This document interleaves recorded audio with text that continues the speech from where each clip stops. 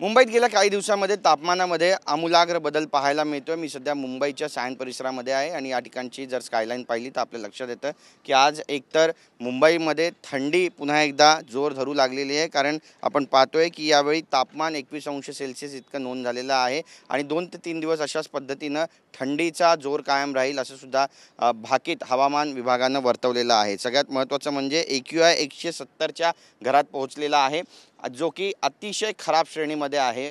हवामान दूषित झालेलं आहे आणि धुरकट वातावरणाची निर्मिती सर्वदूर मुंबईमध्ये स्पष्टपणे पाहायला मिळते। ज्या लांबच्या इमारती आहेत त्याची दृश्यमानता सुद्धा आपल्याला कमी झालेली पाहायला मिळते। धुक्याची चादर सर्वत्र पसरलेली आहे आणि हेच कारण आहे की मुंबईमध्ये जनसामान्यांचं जे आरोग्यमान आहे ते सुद्धा बिघडत चाललेलं आहे। श्वसनाशी संबंधित ज्या काही व्याधी आहेत त्या त्यांना उत्पन्न होत आहेत आणि त्यामुळे मास्क वापरण्याची वेळ मुंबईकरांवर आली आहे का असा प्रश्न सुद्धा या निमित्तानं उपस्थित केला जातोय। एकीकडे थंडीचा जोर तर दुसरीकडे दूषित हवामान, असं संमिश्र वातावरण सध्या मुंबईकर अनुभवत आहेत। उत्तरेकडील राज्यांमध्ये थंडीचा पारा वाढलेला आहे आणि या सर्व गोष्टींचा परिणाम हा महाराष्ट्रातील हवामानावर स्पष्टपणे होताना पाहायला मिळतोय। काही ठिकाणी ऊन आहे, काही ठिकाणी थंडी आहे, काही ठिकाणी पाऊस आहे, असं संमिश्र वातावरण महाराष्ट्रामध्ये जाणवतंय। त्यामुळे राज्यातील तापमानात सतत चढ उतार पाहायला मिळतोय आणि या चढ उताराचा थेट परिणाम मुंबईकरांच्या आणि राज्यातील जनतेच्या आरोग्यावर होताना पाहायला मिळतोय।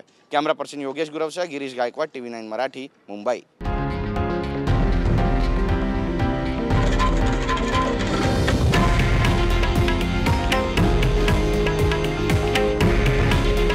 हे आहे देशातील नंबर 1 न्यूज नेटवर्क आणि आपण पाहत आहात TV9 मराठी।